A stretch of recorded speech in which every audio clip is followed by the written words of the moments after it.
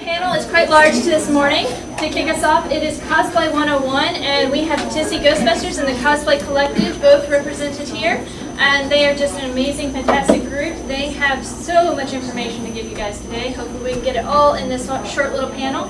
But we also have lots of other fun, exciting panels later on throughout the day. Some that are a little bit, if you want more advanced cosplay, we can do that as well. So this is kind of just an introduction to cosplay, how to get you in. Maybe a little on a budget, but sometimes we blow our budget, don't we guys? Yes. So, if you guys, at the very end, we might be able to give some questions, but if you'll hold on to your questions until after they've had a chance to talk, sounds good. All right, guys, take the floor. Right. Hello everyone, I'm Adam. I am with the Tennessee Ghostbusters and with Cosplay Collective. We're all members of both. Just to give you a little background about both groups. The Tennessee Ghostbusters are specifically Ghostbusters. We have movie authentic uniforms, props, and then of course you've seen the cars outside. Cosplay Collective, which was founded by Nancy and Dee, and they kind of take all of the cosplayers under one umbrella and kind of do events with that. So that way you've kind of got multi-fandoms under that. Also with the Ghostbusters, we have Philip, Steve, Jesse, and Joe. All right, so that's everyone's introduction. That's our packing noises. That's slammer. So, with the Ghostbusters, it's kind of neat because they used found objects in the movie, because that was kind of the technology in the 80s. A lot of the 70s movies are the same, but we'll talk about Ghostbusters. So it's an off-the-rack flight suit. The Ghostbusters 1 is the khaki version that Phil is sporting here. As you can see, it is the latest technology and aero comfort. Very, very warm. Yes, Very warm. yes. And then this is a pistol belt, which you can find at a military surplus store. The PKE meter that they used in the movie was actually a boot shiner. Is that what it's called? Shoe shiner. A shoe shiner, a shoe polisher. There's a blade here. And It was a shoe polisher that they took and they modified and added the lights and sounds to it. Outside of that, they were volleyball pads that they dyed gray. And then, of course, combat boots. And a couple other things. Does anybody have a belt gizmo? no, what? One of the items on the Ghostbuster belt is a belt gizmo. That was from a calculator, Texas Instrument. Oh, Sanyo? A Sanyo calculator. What am I missing? Oh, yes, the P tube. It's just a clear tube that they dyed yellow. When you gotta go, you gotta go. So a lot of the Ghostbuster one can be found parts, so that's pretty nice. Now the Proton Pack is a little bit different. Of course, they did have some found parts back in '84 that you could no longer find. So yeah, this was a real clippered valve. Both of these were. This was a high tin, right? It was a high tin. This right here actually were two pencils that were on there.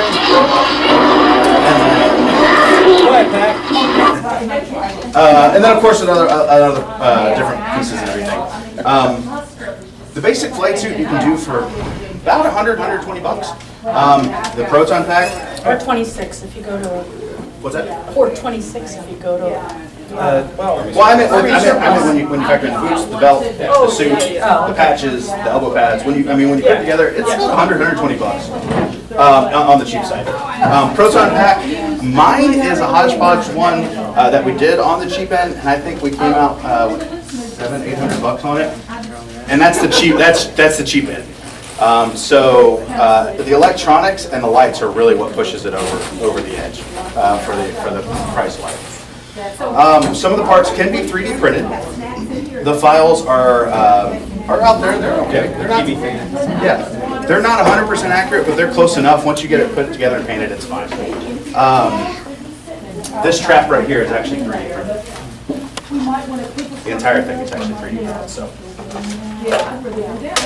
How many files is that? Separate? About 5? I don't remember. Yeah. I have to go back and check. I think it was actually a bunch because the little pieces printed by themselves, and then you glued them on. Also, kind of found items, back to the found items. This rain jacket was just a yellow rain jacket that was at Harbor Freight. And it is not the exact one that they used in the movie, but it is pretty darn close. I did have to get the decals made. And then back to me not being able to do costuming on a budget very well. I got the decals made they're waterproof, and I also used a 2-part epoxy that basically melted into the jacket, so I can wear this in the rain without worrying about the decals coming off. If you want to do it a little cheaper, you could get the decals, the stickers off Amazon, and stay away from the rain. With that, I think I'm going to turn it over to Dee and Nancy, because they're a little bit more on the found items and on the making aspect of it. Why don't you talk about how, if you wanted to do Ghostbuster talk today, what are the requirements? Like, do you just have to have the flight suit, or do you have to have all of the gear? Yeah, so to be a Tennessee Ghostbuster, the minimum requirement is a flight suit. And what we define that as is the uniform, the pistol belt, the elbow pads, and the boots. Having some flare on the belt is also a nice addition. Yeah, What's that? you don't have to have all that. You don't have to. Yeah. The gloves, gosh, they're like $3 at an Army surplus store. They're just chemical gloves. Yeah. That's all they are. Like $3 is what I paid for these. And then, just adding those on the belt alone makes a huge difference, in my opinion. Kind of breaks up that khaki.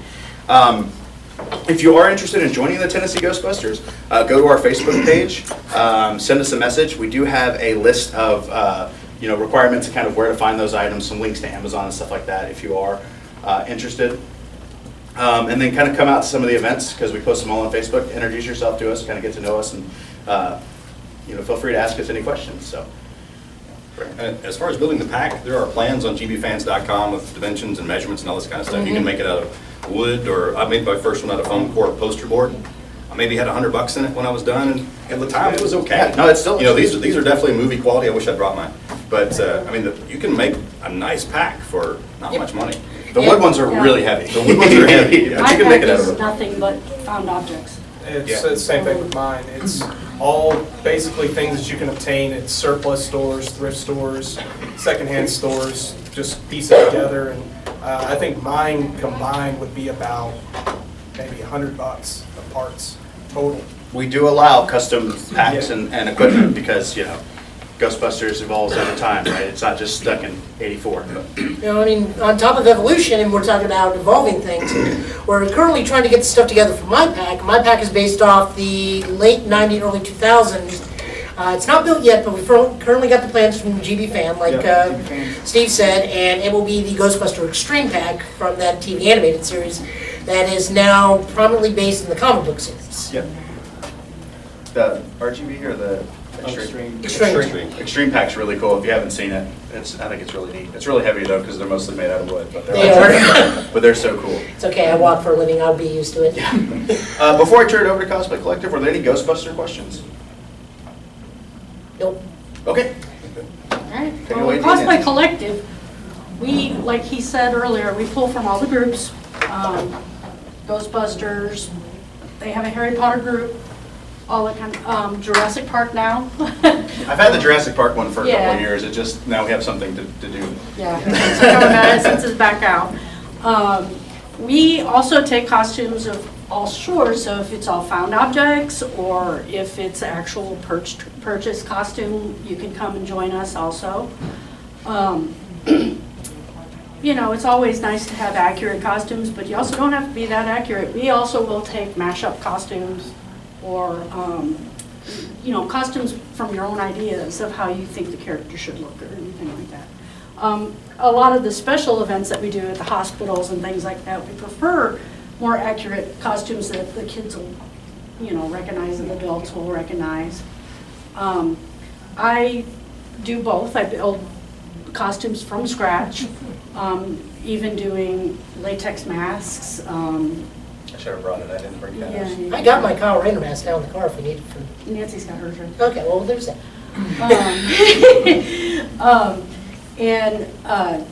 Anywhere from, there's a program called Peppercura where you can actually build helmets and everything out of cardboard and paper, using Bondo and resin and that to make it hard. Peppercura is a whole lot of work, so just know Well, that going in. it's a lot of work. You don't actually have to make the files because they're out there. Yep. The point is that with all the curves in a helmet or an object that you're making, It could be little bitty pieces that you have to piece together into the shape. Lots of And then lots of sanding after you put the, huh? It's like a weird puzzle. Yeah, it's a very intricate puzzle for them, but it's possible. And they turn out very accurate. The Halo costumes, that if you've ever seen those, they're the ones who developed the Pepakura way of doing it. Some Ironmen make theirs out of Pepakura. There's, just found objects is the easiest way to start, or closet cosplay is what we call it. If you can just find stuff in your closet that matches a costume. Most of this is found objects. This was Goodwill. Rogue was not, but this wand was not made, but I do carve wands too. And you could do accurate wands for each character that you're doing. There's a neat, for those interested in making the wands, some people will take the hair chopsticks, is that what they're called, or are they called something else? Yeah, or drumsticks. Drumsticks, hair chopsticks, and dowel rods, and they'll take hot glue and kind of put the hot glue on it to make the design of the wand, and then just a little spray paint to make it look like wood, and they come out really nice. And if you're not They're real doing a cheap. specific character, you can make your own, design however you want. Nancy is a Hufflepuff, and so she has her own Hufflepuff costume, and she likes owls, so I'm carving a wand with an owl on the end, and that for. But then if you're doing a specific character, like Harry has a very specific wand, there's actually a book out there that you can get that shows the wands for every character that's in Harry Potter. Or the internet. Or the internet. You can also look on the internet. Can you cheat and buy one online? Oh, yes. Oh, yeah. This was bought, this one is Tonks' wand, actually. And Nancy, I borrowed hers because I couldn't find my Harry wand. I own 12 of the wands from Noble Collection. Well, this one's from Universal. This one's from Universal. It's actually the interactive wand that if you're at Universal, you can make things happen in the windows and all that kind of stuff. Just by doing the little flicks and stuff. Swish and flick. As far as putting together a costume from scratch, how much would you say it was about maybe 50? And that's mostly in the cape, which actually needs to The be cape redone. the cape needs to be redone. But the cape, all right, we'll start at the beginning. The boots I did find. This is almost all found objects except for the cape. Yeah. And the mask. Yeah, so the boots were from Goodwill, but you can do combat boots, you can do tennis shoes. I'm doing a Damian Wayne version of Robin-esque. Don't judge her. We don't.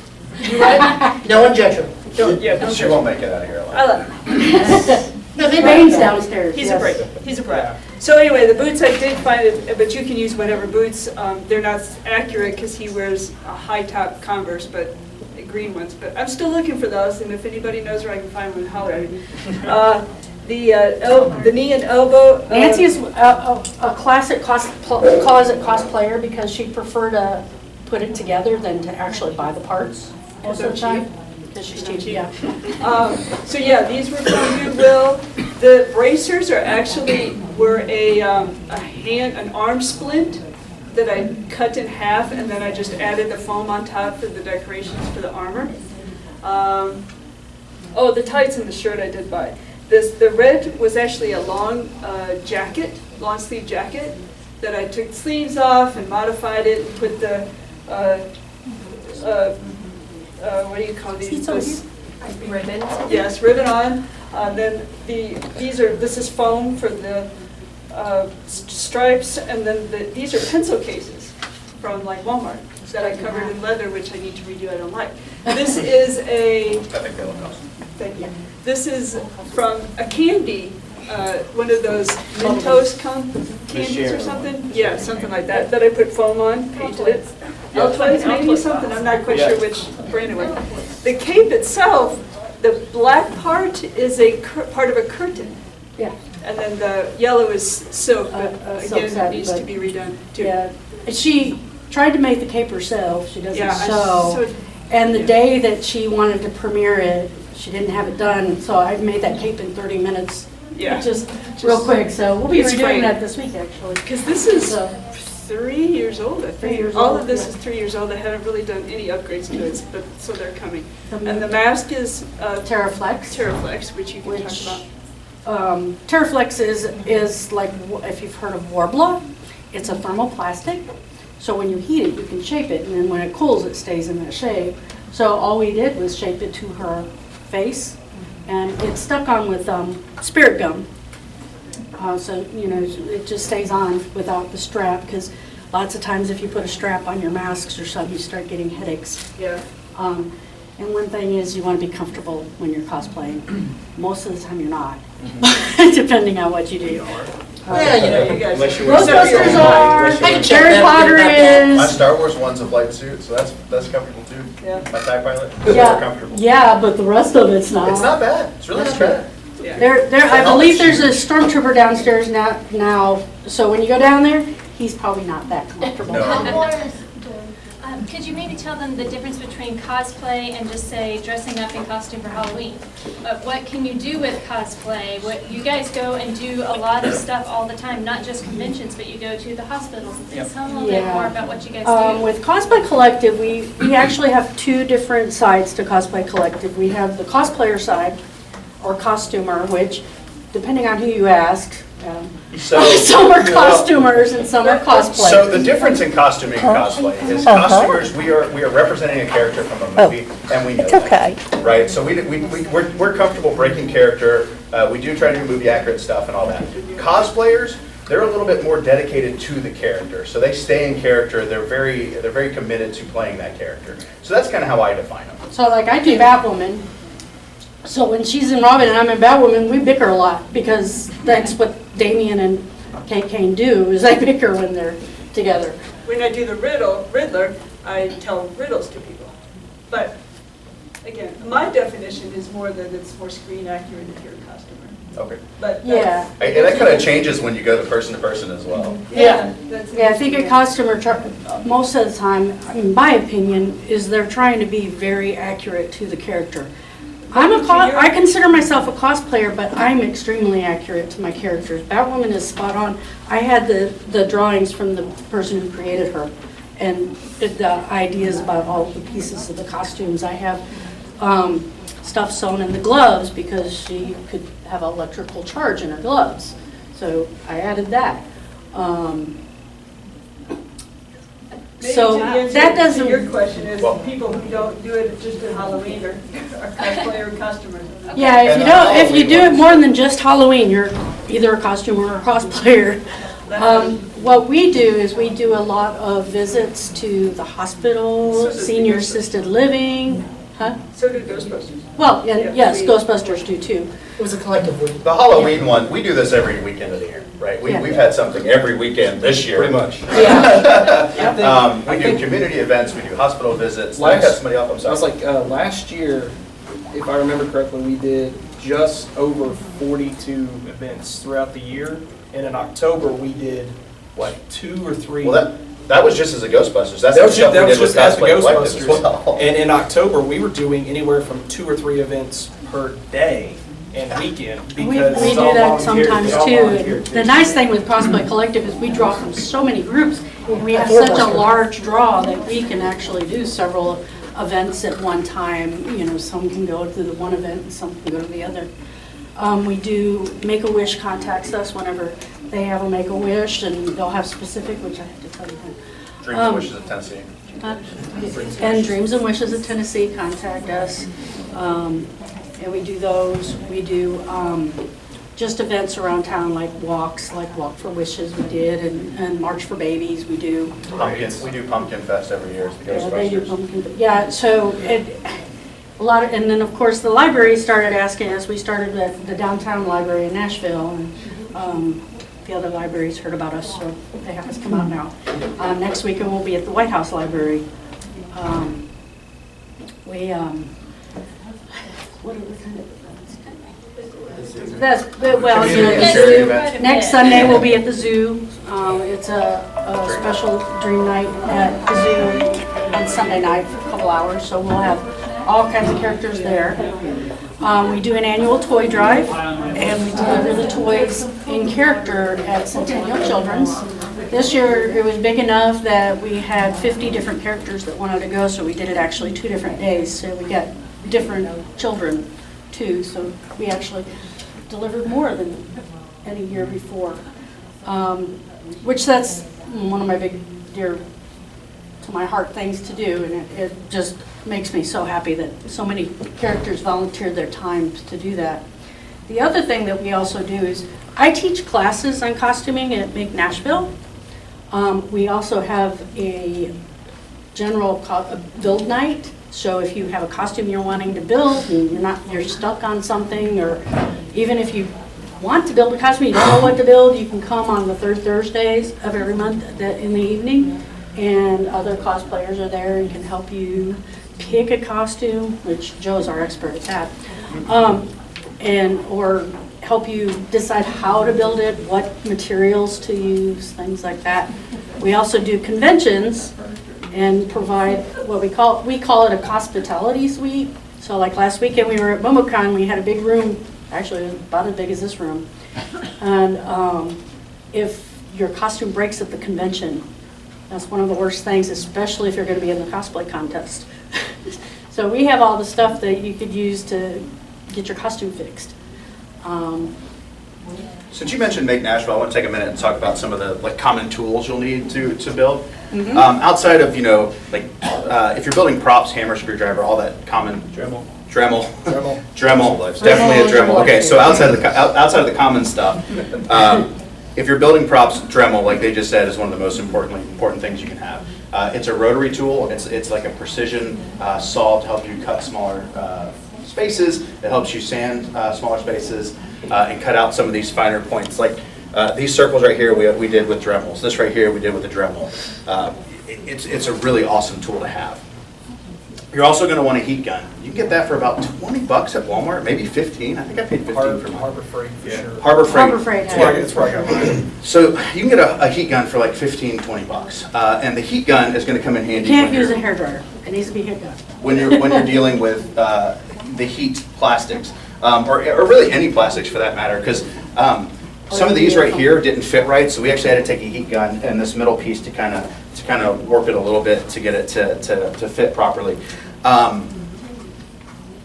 If you're going to be dealing with EVA foam, get a heat knife. Again, 15, $20. Heat knife will cut through EVA foam like butter. It's awesome. And if you are going to do that, make sure you wear a filter, a breathing filter, because you don't want to be breathing in fumes. I prefer X-Acto knives with EVA foam because the heat knife actually melts some of it. And I'm fine with that. It cuts through so quickly. You can use an X-Acto knife. If it's a very new and sharp blade, it'll cut through it very, very quickly. But after, 10 uses, it seems like it gets dull on foam pretty quickly. Yeah. I have a knife sharpener. Yeah. And after every 5 or 6 cuts, I actually sharpen it. Dremel, hot glue gun. Get a hot glue gun as well. Those are $10, $9. It's not even that. 10 Cheaper. Yeah, those are super cheap. They come in handy. Even if you're not going to use it permanently, they're a great quick fix. They're great to hold on something while you're waiting for the other epoxy to hold.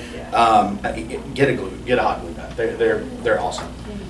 You can glue on fabric with hot glue. You can glue on plastic. You can glue on every surface basically. You can also use it for minor. And these are the basic detailing. things just to start out, once you get advanced, there's all kinds of stuff you can use.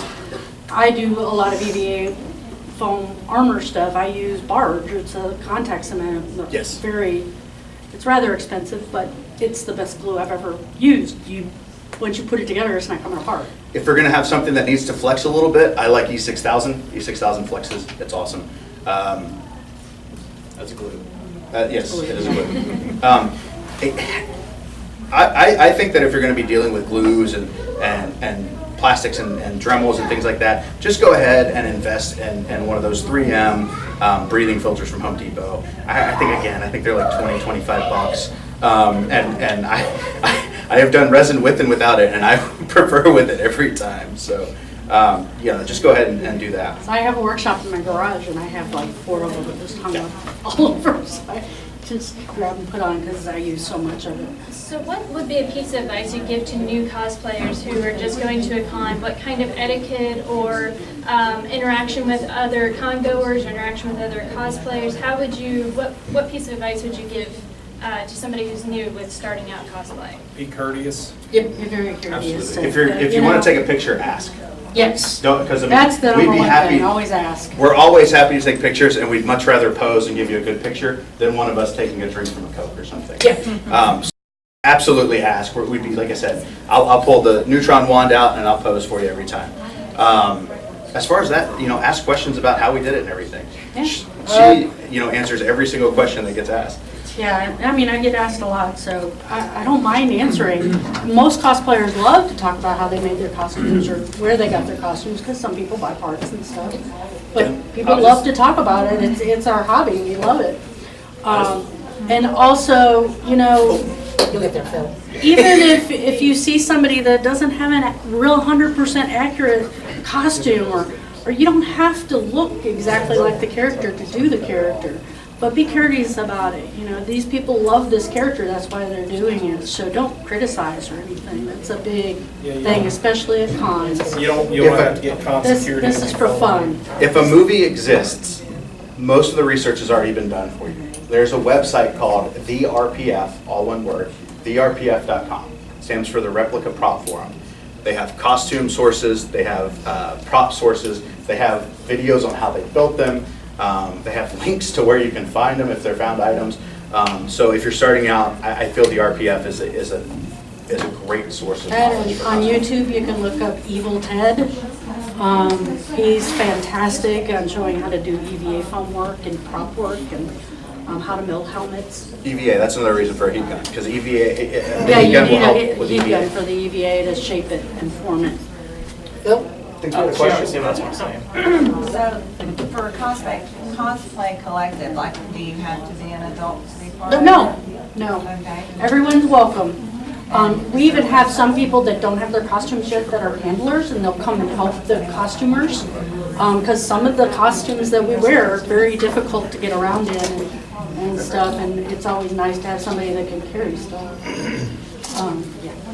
Yeah, we should define the word handler. The Ghostbusters is 18 and older. Just Mostly because we are like around 30 to 40 Now, kind of if equipment at all it's a times. younger one, we prefer the, parents come with, or an adult. I'll wait or something. Awesome. Any event that the Ghostbusters are at, I mean, if you want to come out, we put everything on our Facebook page. If you have a kid that wants to dress up and come out, they're more than welcome. They can hang out with us as long as the parent's still there. Just to be a full member, you have to be 18 or older. Gotcha. thanks for that clarification. But we do have your kids, little kids, older adults, we have some seniors. She's calling you old. Yeah, but she can say I'm older. So we have everybody that comes in, it's a very inviting environment. Now, some of the hospital visits, that it depends on where in the hospital we're going. Because sometimes, like the oncology ward, they prefer music experiences, just because of some of the things they can see. But most events, though, everybody's welcome. We have a lot of fun. And like I said, we do events just for cosplayers too. I was going to say, as far as the tools, again, to the kids, all the tools mentioned earlier can trigger a hospital visit. Make sure you have your parents' supervision if you're using the heat guns, or even the hot glue guns can get pretty hot. Yeah. Yes, sir. Invest in Thanks for that. bringing that up. Another thing you might want to pay attention to, there are common tools, there are common safety gears as well. Absolutely. Yes. Rubber gloves, eye protection, Yep. skin protection, Invest in a lot of Band-Aids. bandages. My brain thinks of that as common sense, but you're right, it does definitely need to be I have no mentioned feeling because about I out things got blood on it. Especially if you're using epoxies, use rubber gloves, you can develop a reaction. super glue is a great seals a wound really quick. Well, yeah. There's a difference between cosplay injuries and wrestling injuries. And Now- pretty much any character, there's some way to make that character, either cheaply or expensively. Yep. You just gotta do a lot of planning when you're building a character. How do If you you wanna figure out be which able- character you want to be? That's up to you. Yeah, I can actually feel that. I've done, God, how many am I on now? Probably 6, 7? Yeah, why don't you So- tell them about your So I actually started costuming and I still costume very obscure characters. Most of them are either out of circulation, they are currently deceased in the comic, resurrected in the comic, have actually had their story end actually pretty peacefully and nicely. I start off as Ambush Bug, which I know none of you know. I decided to go a little bit more serious because I was having a group of friends. I decided to do the JSA version of Sandman. However, that was quickly put to the end of because of the Aurora shooting, and I didn't feel it was appropriate to be a character that, while was one of the oldest characters in comic book history, walking around with a gas mask and a trench coat was a no-no after that. So from there on out, I transitioned into more comedical characters. I costume as the second Blue Beetle. I usually generally costume as people with my personality, so Ted Cord is a jokester, got a heart condition like I do, had to retire, now he's a mentor. Now I moved on to Starman, which is what I'm holding here, is Starman's pretty much weapon, ride, utility. Raise your hand if you've heard of Starman. Yeah, I know. No one's has. That's fine. That's Joe. That's fine. None of my Joe characters can are tell on you what character you should be. He's the So comic hero. now I'm Starman. Sometimes I'm also a Green Lantern. I usually costume Kyle Rayner because he's the one I grew up with.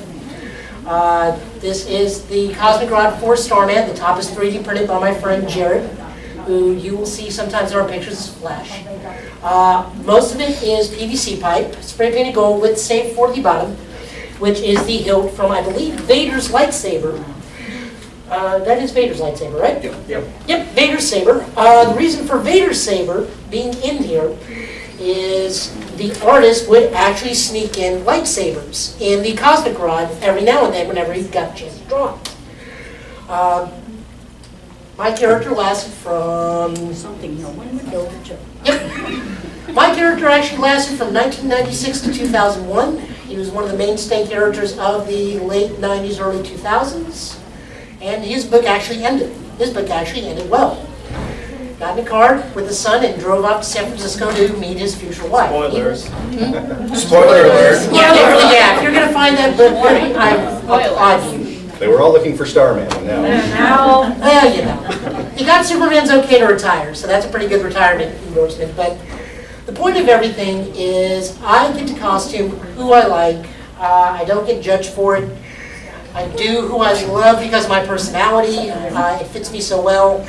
I love every single character I do. I have almost all their stories. It's almost a little depressing how much Green Lantern I have now. I think I have almost over 40 trade backs. This isn't an intervention. No, it's not an Joe, we didn't suck. Huh? Dude, I've got like 20 different ones. But Nerd fight. Phil, why don't you talk about how many different costumes you have? One. That's Phil's It's a custom. This is like this is my daily outfit. It's not a uniform costume. Are there any questions in the audience? yeah, Yes. you in the back. As actual play podcasts become more and more popular, do you have any advice for developing an aesthetic for a character that doesn't have visual aids? Okay, we were at MomoCon last weekend, and there was a lot.